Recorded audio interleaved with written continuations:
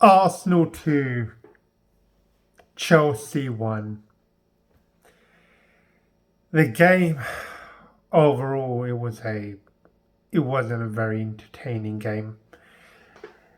The game in first half, Chelsea didn't offer anything in the first half. It was just all Arsenal in that game. Arsenal, beyond that goal they scored with Saliba, I think, and then probably on the 37th minute, Julian Timber actually having a shot. They didn't really there wasn't really any cutting edge, especially in open play. This whole game in open play didn't have a lot to be desired, to be very honest. Especially in the first half, it was just on more Arsenal. Arsenal take the lead on the 21st minute. I think the first one was taken by Saka. Yeah, Saka, I think it was, took the corner. Saliba scores it.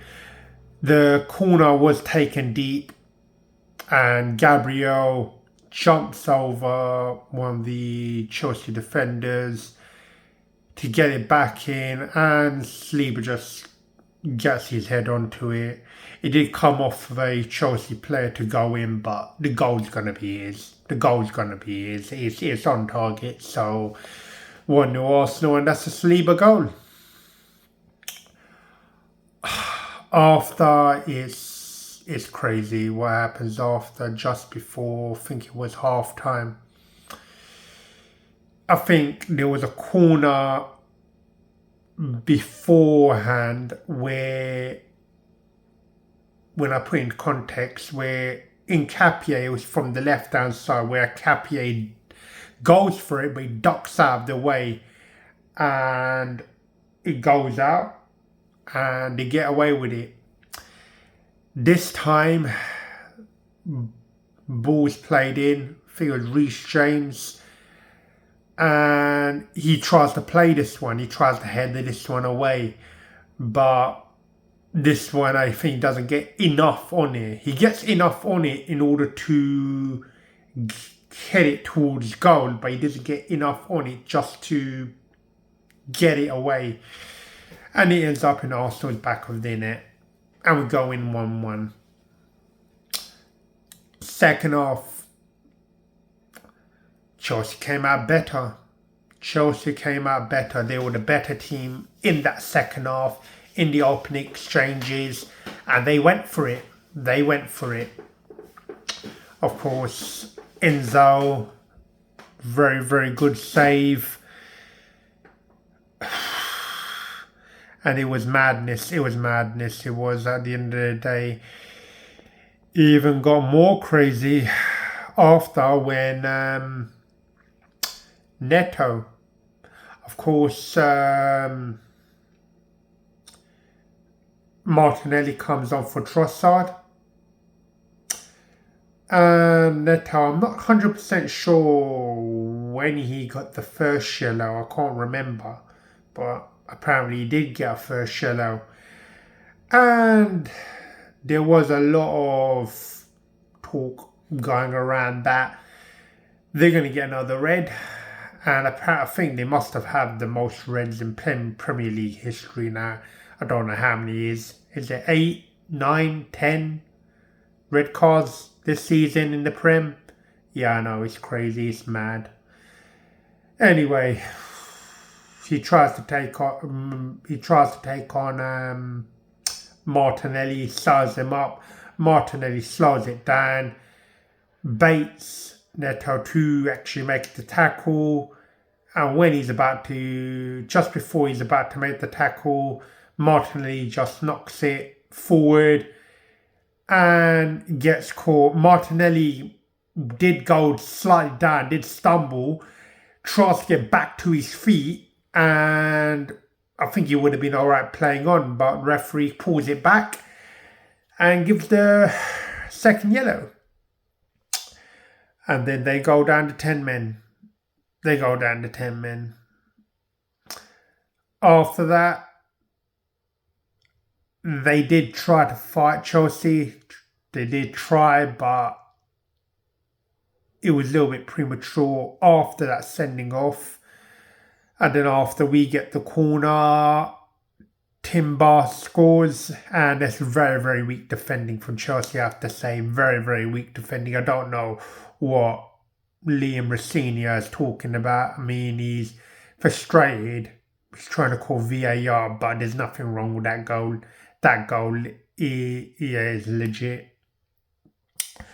And then after a little bit of madness ends up happening right at the end, where you do get a chance where close. It wasn't to the end. It was a chance from Chelsea where Garnacho puts in a cross and no one gets a touch on it, and David Raya has to pull out a save. And that was really late on. That was, I think, something like the 85th minute or something like that. It's crazy. And he had to pull out a save. That was a very important save. What did happen late on, in stoppage time, Chelsea actually played the ball forward. It comes to Pedro Neto. He's back against the goal. He tries to go for the overhead kick. David Raya saves it. Yeah, he knocks it up. He tries to claw it away. And then it comes to, I think it was Delap. And he knocks it in the back of the net. And Chelsea fans think that they equalised. But it's premature. He gets ruled off for offside because Pedro Neto is on an offside position when the ball was played forward. And we actually go on to win 2-1. Of course, Norgard. So, of course, Rice, Gyökeres went off. Norgard, Havertz came on.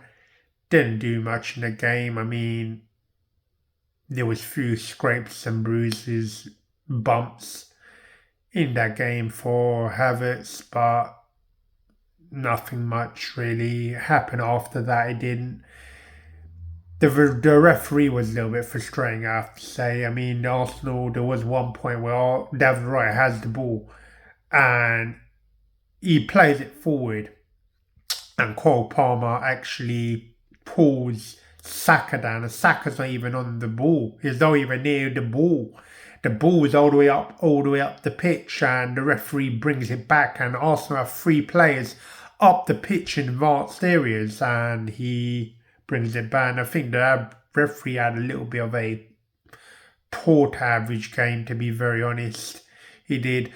But at the end of the day, we won 2-1. That's the most important result. We keep the 5 points intact from Manchester City. We're on 64. I think they're on 59. Of course, they got that game in hand against Crystal Palace. No one had, God knows when they're going to be playing that. But it is what it is. It's wherever. We move on to our next game. We did our job. We move on to our next game, and we try to keep this momentum going, because this momentum is very, very important. We need to keep it going, and anything's possible. Come on, Arsenal. Yeah, well done. We can keep this going, and we can win the Premier League. Come on. If you like this video, just click that like button. Subscribe to my channel. All these Arsenal fans are going to be very, very happy. Thank you for watching. Cheers.